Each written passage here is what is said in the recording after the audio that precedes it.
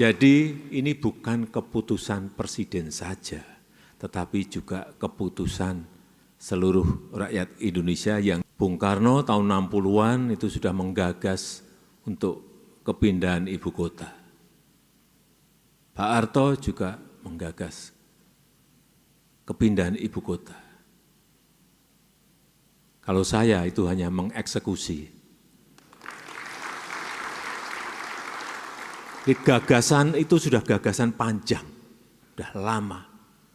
Kemudian kita cek lagi saat itu, saat setelah dilantik 2014, saya memerintahkan kepada Kepala Bappenas untuk dilihat lagi gagasan-gagasan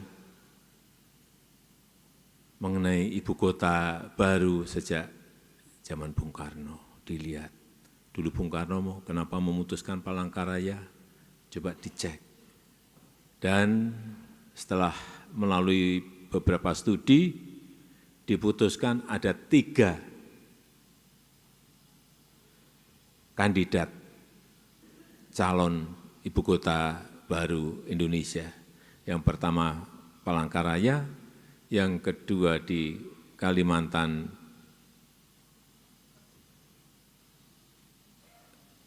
Selatan, yang ketiga di Kalimantan Timur, kemudian tambah 1 ada di Sulawesi di Mamuju.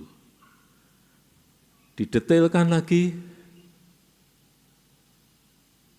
kemudian saya cek di lapangan, enggak sekali, 2 kali, 3 kali, kemudian bismillah saya putuskan di Penajam Pasir Utara, Kalimantan Timur.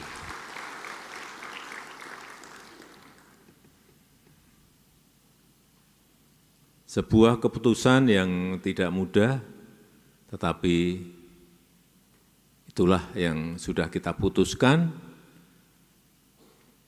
Kita juga izin kepada DPR, saya menyampaikan lisan di dalam rapat paripurna tanggal 16 Agustus, kemudian diikuti dengan pengajuan undang-undang mengenai ibu kota Nusantara, dan itu disetujui 93% dari fraksi yang ada di DPR. Jadi ini bukan keputusan presiden saja, tetapi juga keputusan seluruh rakyat Indonesia yang diwakili oleh seluruh anggota DPR yang ada di Jakarta. Supaya jangan ada sebuah kekeliruan persepsi bahwa ini adalah proyeknya Presiden Jokowi, bukan. Itu sudah melalui tahapan yang baik dalam kita berbangsa dan bernegara. Dan kepindahan kita ke ibu kota Nusantara ini juga sekali lagi bolak-balik saya sampaikan, kita ini bukan ingin pindah fisiknya, pindah istana, pindah fisik gedung kementerian, bukan itu. Tapi yang kita inginkan dalam tonggak peradaban kita sebagai sebuah bangsa sejak kemerdekaan, itu ada tonggak pancang, tahapan-tahapan kita berbangsa dan bernegara dalam jangka menengah dan panjang.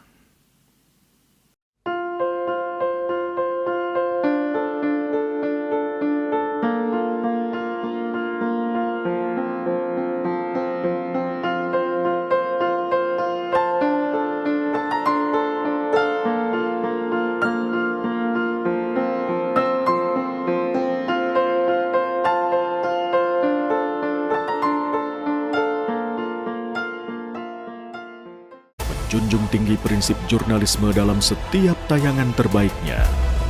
Menghadirkan berita bernilai sebagai referensi. Gelar bicara yang tajam. Tidak, ini kan kebohongan dong. Mengupas fakta demi fakta dan mendorong pencarian solusi. Serta investigasi yang mengungkap kebenaran. Rosi, Satu meja, The Forum, Sapa Indonesia Malam.